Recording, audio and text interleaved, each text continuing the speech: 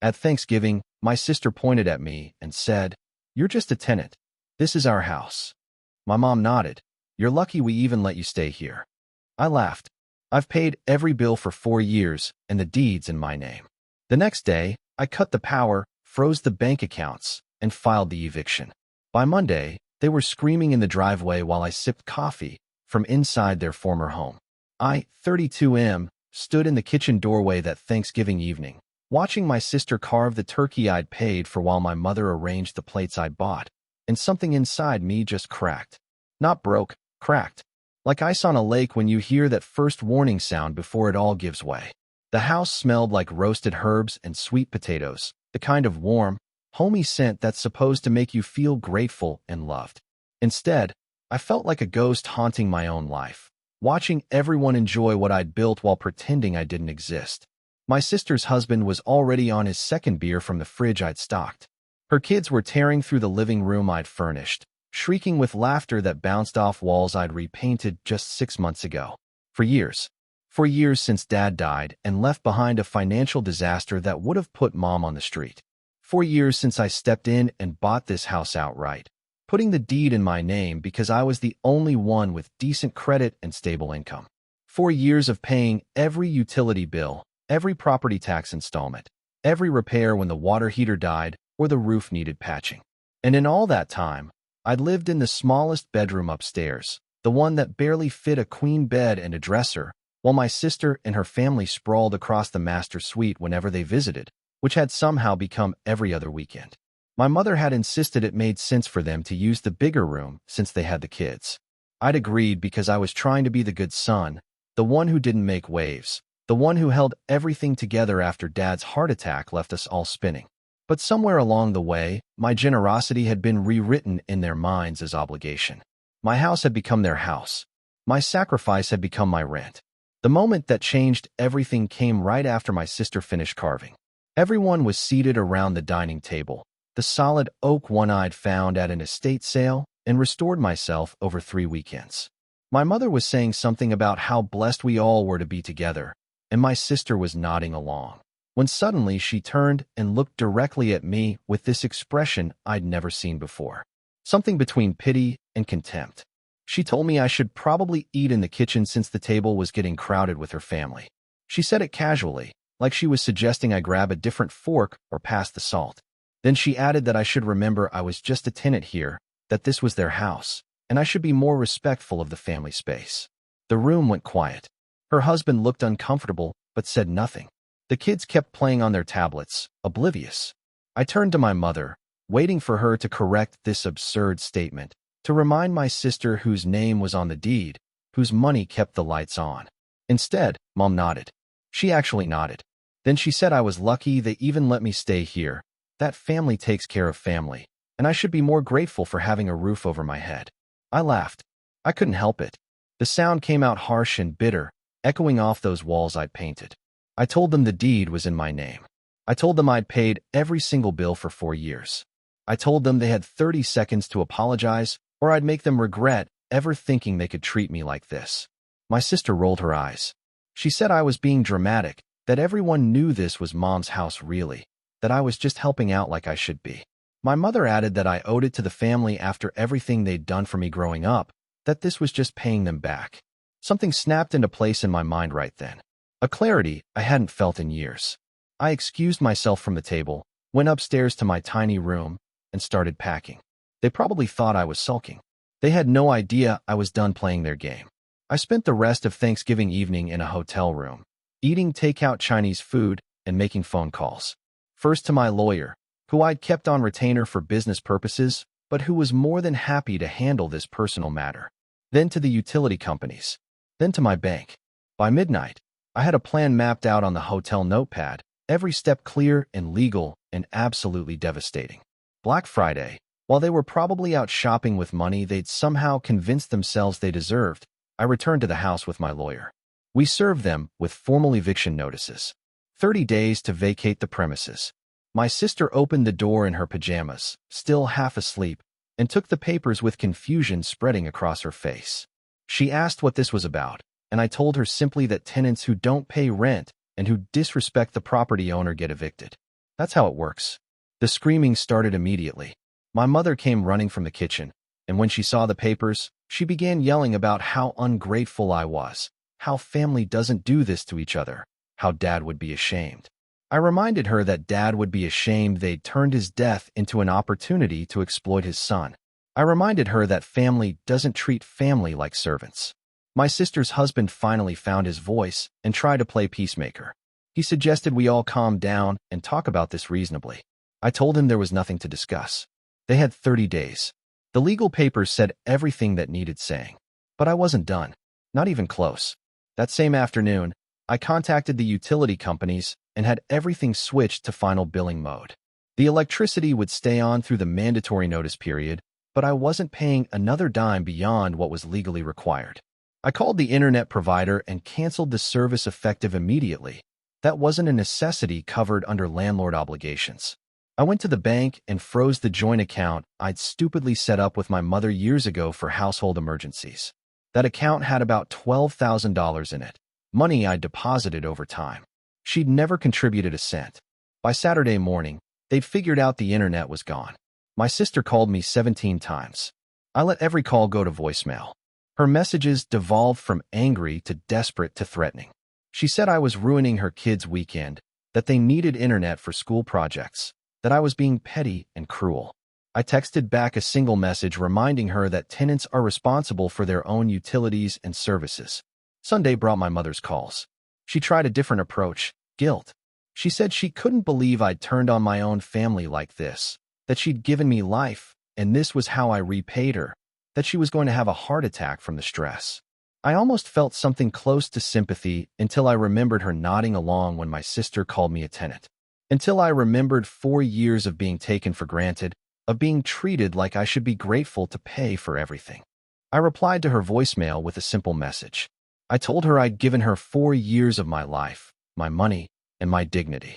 I told her she'd repaid me by agreeing I was lucky to have a roof over my head in a house I owned. I told her we were even now, and she had 28 days left. The real chaos started on Monday morning. I'd taken the day off work, something I rarely did, because I wanted to be there for what came next. I arrived at the house at dawn, let myself in with my key, and proceeded to remove every single item I'd purchased over the past 4 years. The furniture, the dishes, the television, the coffee maker, the microwave, the vacuum cleaner, the bathroom towels, the shower curtain, the kitchen table, the couch, the beds from the spare rooms, the artwork on the walls, the lamps, even the light bulbs I'd installed. I'd hired a moving company to help, 3 guys with a truck who didn't ask questions, and just loaded everything up according to my instructions. My sister and her family woke up around 7 to the sound of furniture scraping across floors. They came downstairs in a panic, demanding to know what I was doing. I told them I was taking my property. They didn't own any of this. I had receipts for everything, timestamps on every purchase. This was all mine, and I was removing it from the rental property before the tenants could damage it. My sister tried to physically block the movers from taking the living room couch. Her husband had to pull her away as she screamed about how I couldn't do this, how it was illegal, how she'd call the police. I invited her to call them. I had my lawyer on speed dial, and every receipt photographed and documented. The police, if they came, would confirm I was removing my own property from my own house.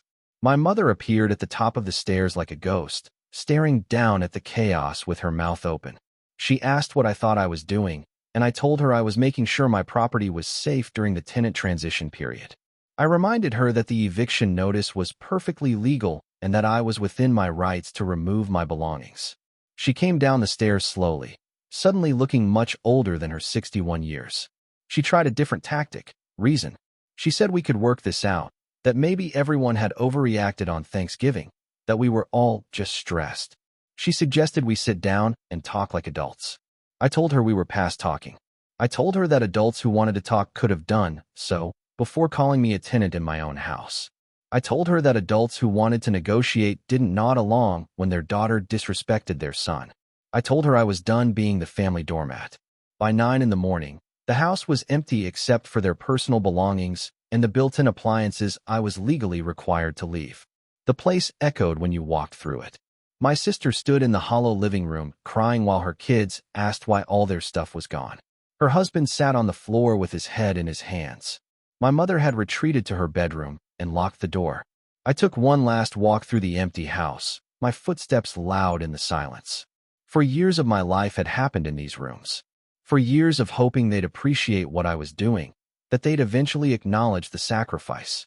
Instead, they'd convinced themselves it was their right, their due, that I was the lucky one. I locked up and left, dropping the spare keys I'd made for them into the mailbox. They still had one set, the original I'd given my mother. That would be enough for the next 27 days. The rest of Monday was peaceful. I'd moved all my furniture into a storage unit temporarily while I looked for a new place, something smaller and actually mine, where no one could pretend they had more right to it than I did. I spent the afternoon in a coffee shop, laptop open, searching rental listings and enjoying the first real coffee I'd had in weeks. The coffee maker at the house had been mine, and I'd been the only one who knew how to use it properly. My phone exploded with messages and calls throughout the day. My sister, my mother, my sister's husband, even a few relatives I hadn't heard from in years suddenly concerned about our family drama. I ignored them all. There was nothing left to say. Tuesday brought a new development. My mother showed up at my office. Security called me down to the lobby, where she was waiting, looking exhausted and desperate. She said they needed the furniture back, that the house was unlivable like this, that the kids needed beds to sleep in. I told her that tenants are responsible for furnishing their own rental properties. I told her she had 26 days to figure it out. She tried tears next. Real ones, not the manipulative kind she'd used throughout my childhood. She said she was sorry, that she hadn't realized how seriously I'd been hurt, that it was all a misunderstanding. I asked her which part was the misunderstanding, the part where my sister called me a tenant, or the part where she agreed I was lucky to live there. She had no answer for that. I told her I'd spent 4 years being the good son, the reliable one, the one who fixed everything. I told her I'd bought that house to save her from financial ruin after Dad died, that I'd never asked for gratitude, but I'd expected basic respect. I told her she'd chosen my sister's narrative over reality, and now she had to live with that choice. She left my office building looking defeated, and I felt nothing. Maybe that made me cold. Maybe that made me cruel. But I'd learned that being warm and accommodating had only taught them to expect more. Wednesday was quiet. Too quiet. I started to wonder if they'd finally accepted reality. Then Thursday happened. My sister posted on social media a long, detailed post about how her cruel brother was evicting their elderly mother over a family disagreement, how he'd stolen all their furniture, how he was tearing the family apart out of spite. She painted herself as the victim, my mother as the helpless elder, and me as some kind of monster who'd betrayed his blood. The post got traction. Distant relatives and family friends started commenting, most of them expressing shock and disappointment in me. A few asked for my side of the story, but most just accepted her version as truth. My aunt called me screaming about dishonoring my father's memory. A cousin I barely knew sent me a long message about the importance of family forgiveness. I didn't respond to any of it. Instead, I posted the deed to the house, with my name clearly visible. I posted the eviction notice with the reason, non-payment of rent and violation of tenant agreement. I posted 4 years of utility bills, all in my name, all paid from my account. I posted the receipts for the furniture, the appliances, everything I'd removed. I posted screenshots of my bank statements showing the monthly mortgage payments I'd been making. Then I wrote a single caption underneath it all. I said that families should support each other, but support isn't the same as exploitation. I said I'd given them 4 years, and they'd given me contempt. I said the truth was documented, and anyone who wanted to judge me could do so with full information.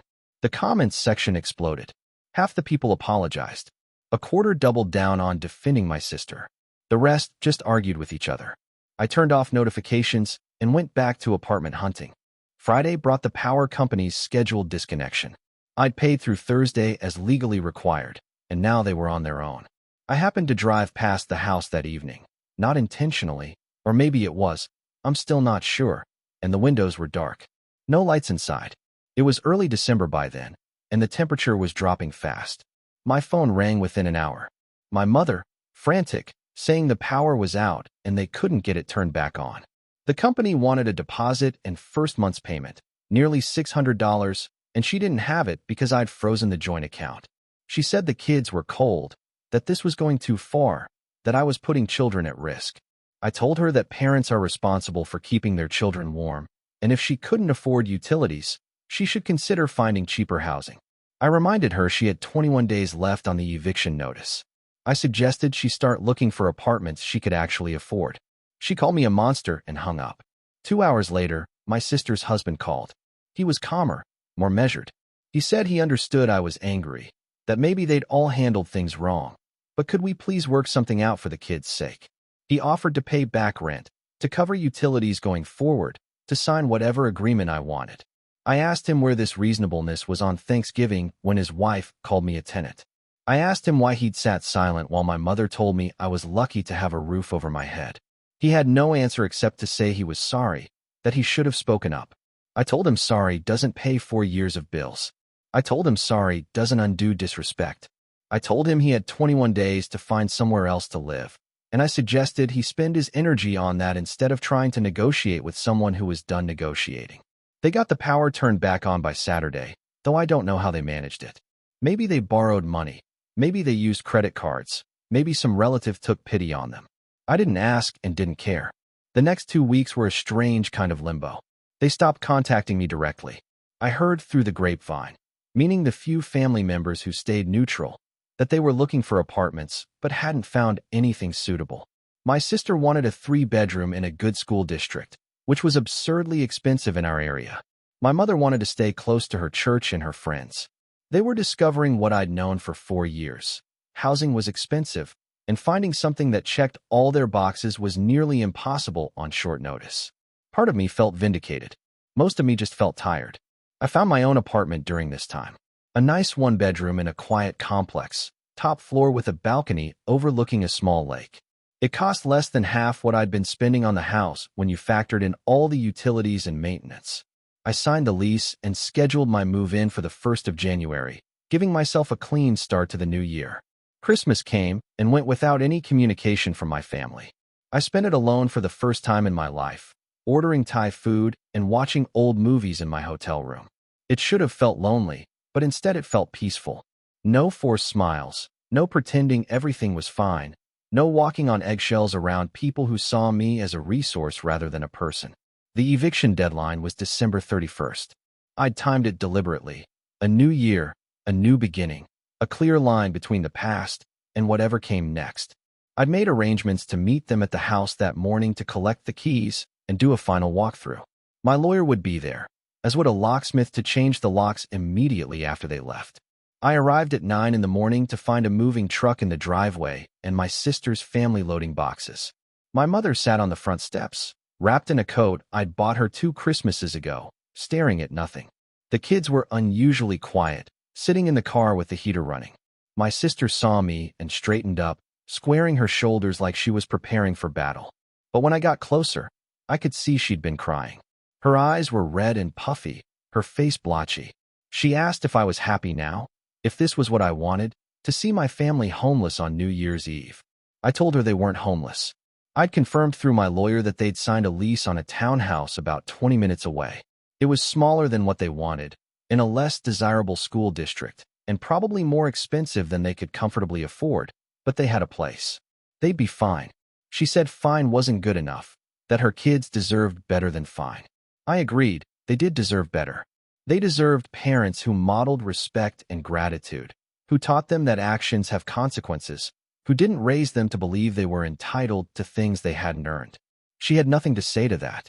My mother finally stood up and walked over. She looked smaller somehow, diminished.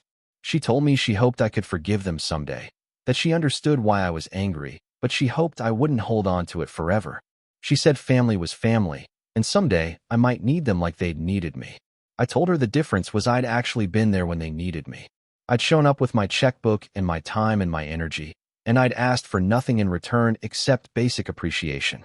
They'd shown up to take, and when I'd finally set boundaries, they'd acted like I was the villain. She nodded slowly, tears running down her weathered cheeks.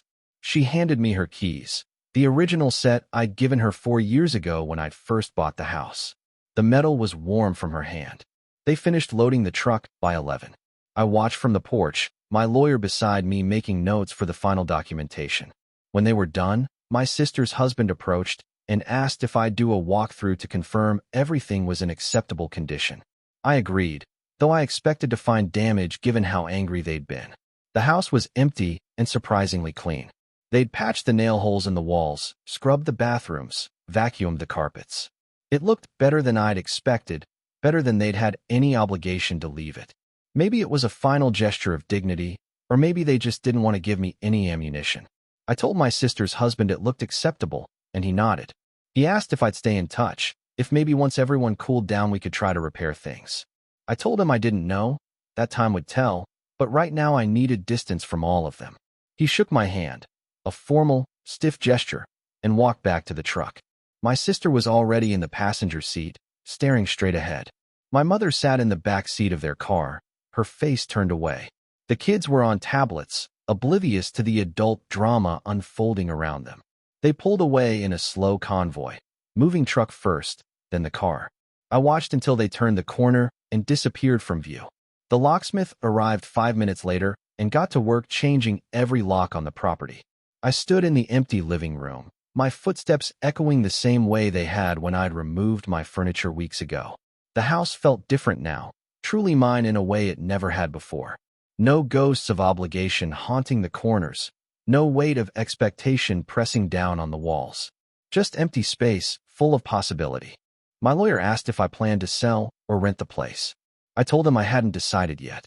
Maybe I'd keep it as an investment property, rent it to actual tenants who'd pay on time and respect the terms of their lease. Maybe I'd sell it and use the money to start the business I'd always dreamed about, but never had the capital for. Maybe I'd just sit on it for a while and enjoy the simple freedom of having something that was entirely mine. I locked up the house for the last time that day and drove to my new apartment. By evening, I was unpacking boxes in my own space, arranging furniture I'd taken from storage, hanging artwork on walls that no one could claim belonged to them more than me. I made coffee in my reclaimed coffee maker and stood on my balcony watching the sunset reflect off the lake. My phone buzzed with a few messages from people wishing me Happy New Year, asking about my plans. I responded to the genuine ones and deleted the rest. I'd blocked my sister and mother weeks ago, but I hadn't blocked my sister's husband, and around midnight he sent a message saying they'd gotten settled in their new place and hoped I'd have a good year. I appreciated the gesture, though I didn't respond. Maybe someday I'd be ready to rebuild something with them, some version of family that included boundaries and mutual respect. But that day wasn't today, and it might not be tomorrow either. I poured a glass of cheap champagne at midnight and toasted to myself in the empty apartment. To standing up. To walking away. To learning that sometimes the most loving thing you can do is refuse to let people take advantage of you.